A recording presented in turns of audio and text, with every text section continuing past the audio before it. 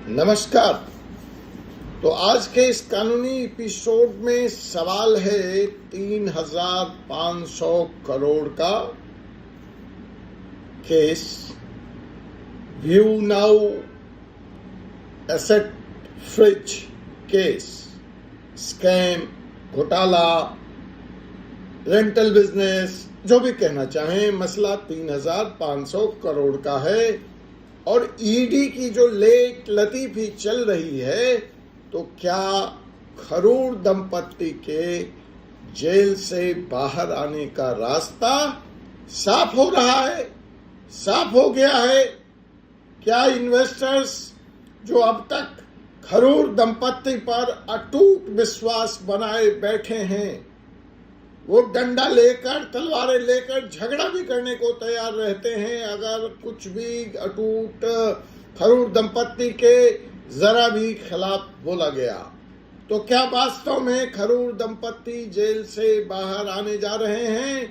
वह तारीख नजदीक आ गई है या यह सिर्फ एक मुगालता है इन्वेस्टर्स का? वो बाहर आए, वो बाहर ना आए, इन्वेस्टर्स जो अपना रेंटल्स चाहते हैं, इन्वेस्टर जो अपना पैसा वापस जाते हैं, उनके सेहत पर उनके बाहर आने या बाहर ना आने से क्या फर्क पड़ने वाला है?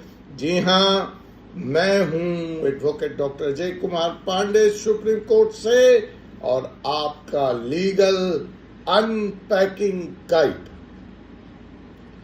तो आइए आज हम बात करने जा रहे हैं एक ऐसे केस की जो भारत में मनी लॉन्ड्रिंग और एजेंसियों की कार्यशैली दोनों पर सवाल खड़े करता है।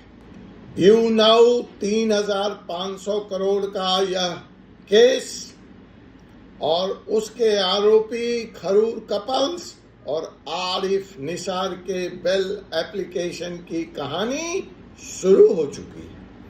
तरह तरह के कयास लगाए जा रहे हैं, कुछ प्रमाणिक जानकारियां भी यूट्यूबर्स के द्वारा दी गई हैं। मैंने चेक नहीं किया है, इसलिए इसकी जिम्मेवारी मैं नहीं लेता हूं।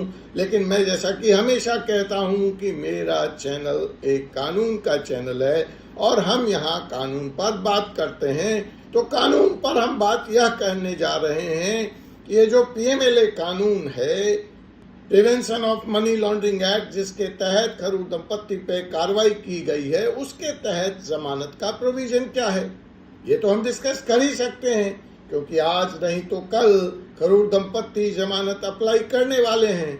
और फिर उसी संदर्भ को हम आगे बढ़ाएंगे कि प्रोविजंस चाहे जो भी हो, इस केस की हकीकत क्या है, ईडी कहां पर स्ट्रॉन्ग पॉइंट पे खड़ी है और खरूर दंपत्ति का कौन सा पॉइंट वीक है, और इन सब के मद्देनजर अदालत किस कानून के तहत अपना फैसला जमानत का सुनवाएगी।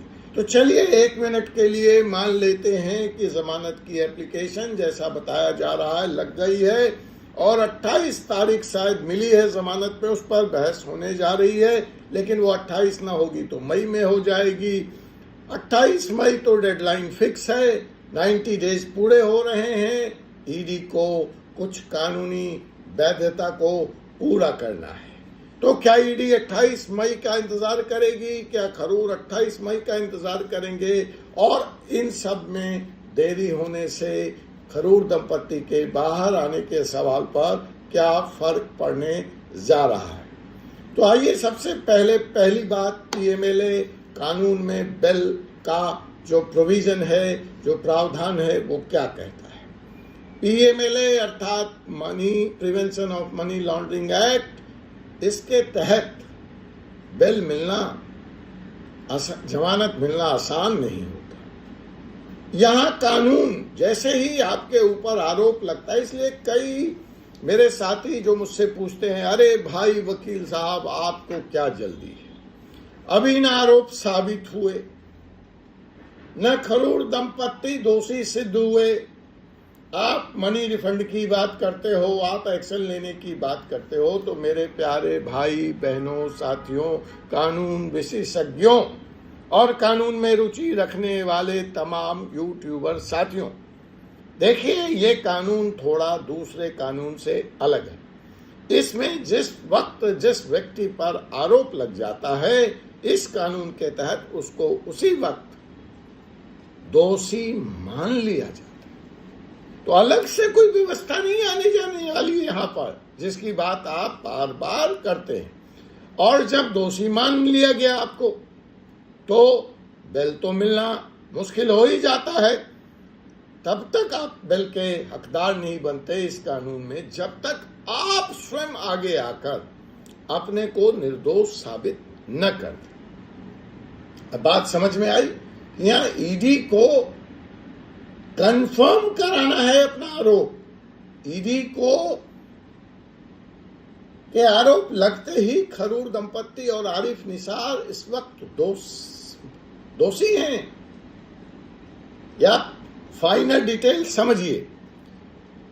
तो साहब, जब तक पहली शर्त प्रीमिले में जमानत की कि या तो जो आरोपी है वो खुद आगे आकर सामने आकर अपने को आरोप मुक्त सिद्ध कर दे। Condition number 2 according to section 45, public prosecutor को इस केस में सुने बिना, बेल का विरोध किए बिना भी जमानत नहीं मिलती। दूसरे केस में, दूसरे धाराओं में ऐसा कंडीशन नहीं होता है। तो यहां पे पब्लिक प्रोसिक्यूटर की भूमिका, उसका बोला जाना, उसका बेल का विरोध किया जाना बहुत महत्वपूर्ण हो जाता है। अब दूसरी बात यहां पर जो आती है वो ये आती है कि ये तो दो बातें हो गई। या तो वो अपने को आरोप मुक्त सिद्ध कर ले, पब्लिक प्रोसिक्यूटर विरोध कर ले, और इन सब के बाद अगर कोर्ट को यकीन हो जाए कि जिस व्यक्ति पर आरोप लगा है, इसी स्टेज पे प्री ट्रायल भी अभी नहीं है, ठीक है, कोर्ट को अपने को आश्वस्त करना पड़ेगा कि जिस व्यक्ति के ऊपर दोष लगा है, आरोप लगा है, वह दोषी नहीं है। तो यह भी बड़ा मुश्किल है। कोर्ट इस स्टेज पर, मतलब ये अभी तो प्री ट्रायल स्टेज भी आप नहीं कह सकते हैं, कैसे अपने को यह आश्वस्त कर लेगा कि जिस व्यक्ति पर आरोप लगा है वह दोषी नहीं है। तो यह भी कंडीशन अपने आप में बहुत जटिल है, कठिन है। और तीसरी कंडीशन कि अगर यह व्यक्ति जमानत पर बाहर जाएगा तो बाहर जाकर वह फिर से अपराध नहीं करेगा। मतलब खरूर दंपत्ति वापस भी आ गए तो कंपनी नहीं चला पाएंगे, रेंट नहीं दे पाएंगे, खाते फ्रीज हैं, इसलिए वहां से कैपिटल की वापसी भी नहीं होगी। तो 1% के लिए मान लिया जाए कि खरूर दंपत्ति अपने लगे हुए बेल एप्लीकेशन पर, पहली ही बेल एप्लीकेशन पर बाहर आ जाते हैं, तो उससे व्यवसाय पर, कंपनी की सेहत पर, इन्वेस्टर की सेहत पर कोई फर्क नहीं पड़ने वाला है। वह उनके अपने फ्रीडम का मसला है, वह उनके जो संविधान उनको ग्रांट करती है और उसके तहत वो बाहर आ सकते हैं। वैसे मैंने बता दिया कि जो स्ट्रिंजेंट कंडीशंस आपको ऊपर बताए हैं उसको देखते हुए फिलहाल वेट एंड वॉच करना ही उचित होगा। अब एक लाइन में अगर कहें तो पीएमएलए में सीधी सीधी बात है, आओ अपने को निर्दोष साबित कर दो और बिल ले जाओ। तो कम से कम व्यू नाउ केस जो है उसका ये स्टेज तो नहीं है। ये खरूर दंपत्ति इस स्थिति में तो नहीं है कि वो सामने आकर अपने को निर्दोष साबित कर दें और जमानत पर बाहर आ जाएं।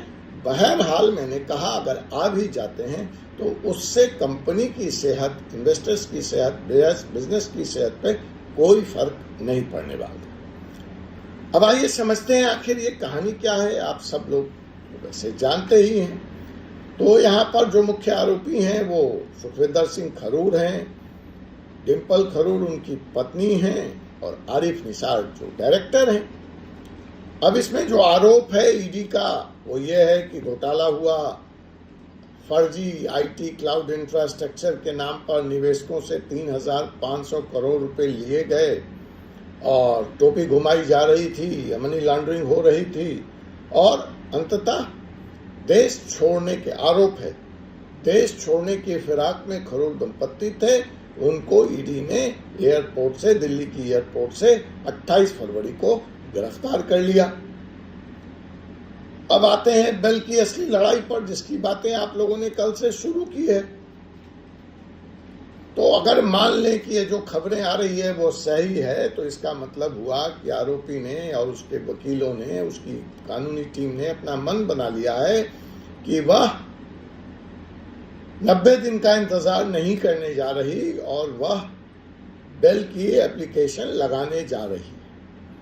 तो इसका मतलब है कि कहीं ना कहीं उन्होंने यह मान लिया है कि ईडी प्रोसिक्यूशन कंप्लेंट फाइल समय से नहीं करेगी और इस तरह से जो पहला विंडो उनके लिए खुल रहा है रिलीफ का, देखिए अभी तक खरूर दंपत्ति को कहीं भी कोई रिलीफ नहीं मिली, यहां तक कि वीडियो कॉल पर बेटे से बात करने की अनुमति भी उनको नहीं मिली। तो जो पहला फेवरेबल विंडो उनके लिए खुल रहा है वह है डिफॉल्ट बेल का, कि अगर ईडी 90 दिन की डेडलाइन पर प्रोसिक्यूशन कंप्लेंट नहीं फाइल करती है तो ऐसा लगता है कि यह जो तैयारी है वह उनके कानूनी टीम की, खरूर दंपत्ति की, वह कि यह जो डिफॉल्ट बेल का मौका है वह उनके हाथ से निकल न जाए, छूट न जाए, इसलिए जल्दी में यह बेल एप्लीकेशन मूव हो रही।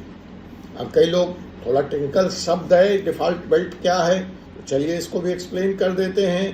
तो जो सीआरपीसी की धारा 167 सबसेक्शन 2 है वो कहती है कि अगर 90 दिन के अंदर जांच एजेंसी, जहां वो अलग अलग है 60 दिन 90 दिन, लेकिन इस केस में चूंकि यह 3,500 करोड़ का मामला है तो अवधि 90 डेज की है, तो 90 डेज पर अगर ईडी, देखिए इसमें चार्जशीट नहीं होता, पीएमएलए में चार्जशीट नहीं है, उसको हम लोग प्रोविजनल कंप्लेंट फाइलिंग कहते हैं, जो 90 दिन पे डीटी के पास आनी चाहिए। तो वो 90 दिन के बाद अगर नहीं देती तो जो आरोपी हैं उनको बेल लेने का हक मिल जाता है। उस हिसाब से इस केस की आखिरी तारीख 28 मई 2025 है। तो मेरे ख्याल से हमें ज़्यादा जल्दी नहीं मचानी चाहिए, अनलेस एंड अनटिल हमारे पास कोई प्रमाणिक डाटा हो, जानकारी हो, हमें 28 मई की तारीख का इंतजार करना चाहिए। अब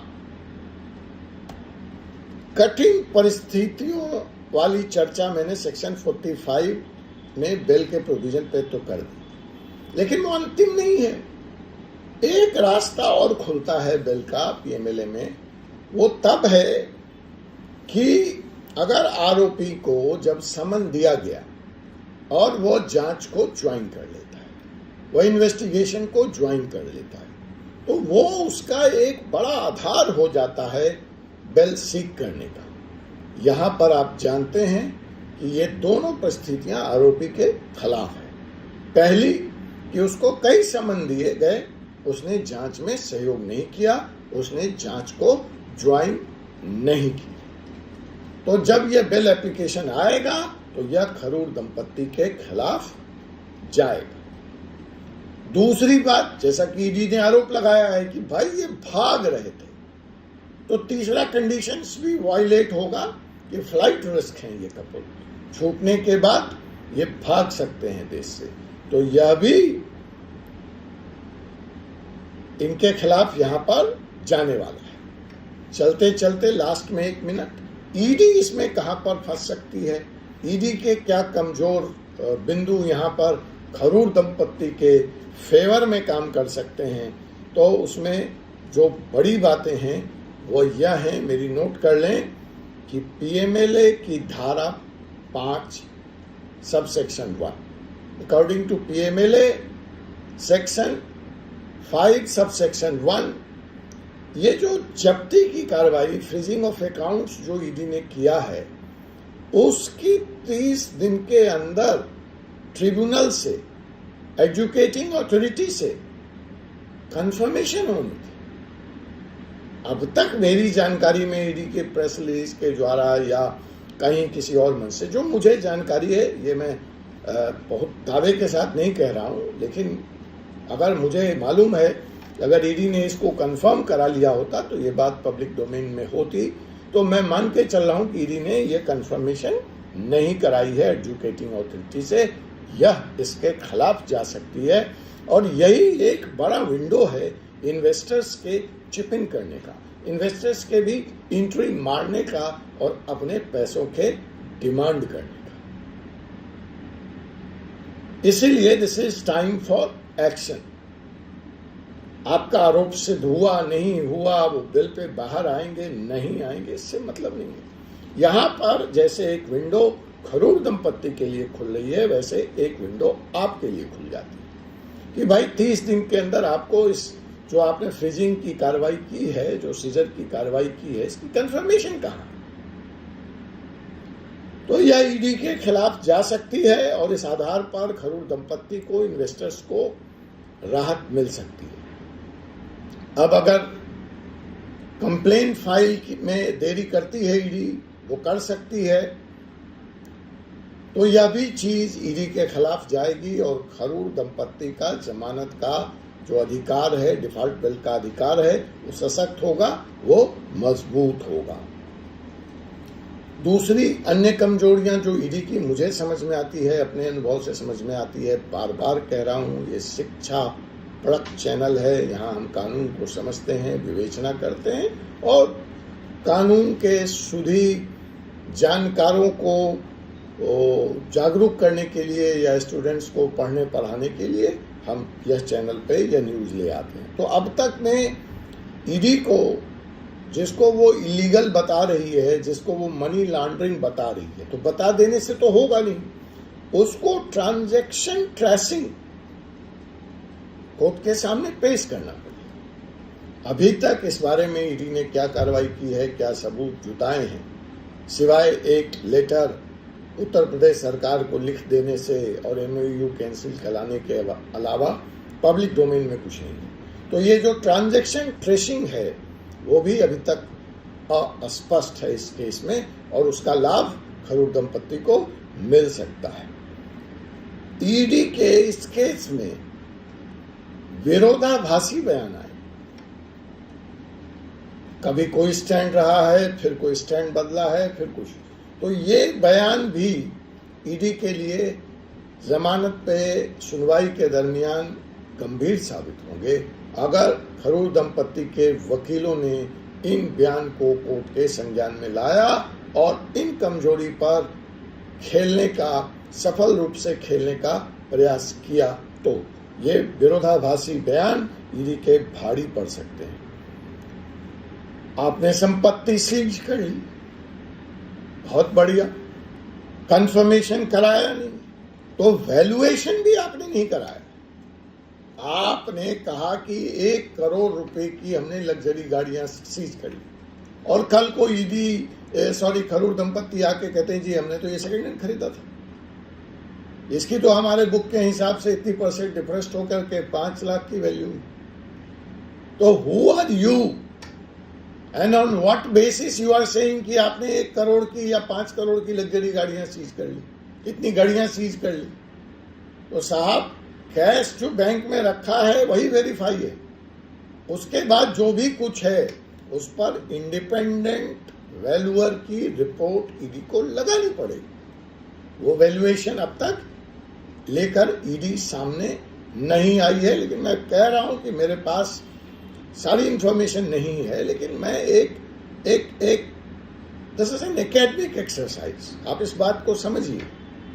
यू नाउ तो एक एग्जाम्पल है, जैसे हम किसी केस को डिस्कस करते हैं, लेकिन these are the academic exercise कि किस तरह से बेल का केस पीएमएलए में आगे बढ़ता है, क्या जिम्मेवारी होती है ईडी के ऊपर, किन आधारों पर उसको काम करना पड़ता है, और अगर उसमें कोई भूल चूक होती है तो उसका लाभ हमेशा आरोपी को मिलता है। जहां तक सुप्रीम कोर्ट का सवाल है, जब ये कानून बना और आज चलते हुए ईडी को कई मौकों पर सुप्रीम कोर्ट की ज़बरदस्त फटकार लगी है, सुप्रीम कोर्ट के अफसरों को फटकार लगी है, कानून को रीडिफाइन किया गया है, रीइंटरप्रेट किया गया है। बहुत सारी अवधारणाएं जो शुरू में थी, जो ईडी कानून से परे जाकर काम करती थी, उस पर रोक लगी है, कोर्ट ने उस पर आलोचना की है। तो अब ईडी को भी बड़ा संभल के फूक के कदम बढ़ाना पड़ता है। मैं एक और चर्चित मामला ईडी का, जिससे भी उनाव को कोई रोशनी मिलती है, जल्द ही लेकर आपके इस बीच में आऊंगा। तो सुप्रीम कोर्ट ने अपने हाल के ही अपने लेटेस्ट जजमेंट में यह कहा है कि अगर कोई आरोपी समन देने पर पेश हो जाता है तो उसके ऊपर बेल की कठिन शर्तें लागू नहीं होंगी। ठीक है, यहाँ पे ये हमारे खिलाफ जा रहा है, लेकिन एक चीज तो हमारे फेवर में जा रही है, वो यह है कि अगर आप समय पर जांच पूरा नहीं कर रहे हैं या नहीं कर सकते हैं तो उसका लाभ भी आरोपी को मिलेगा।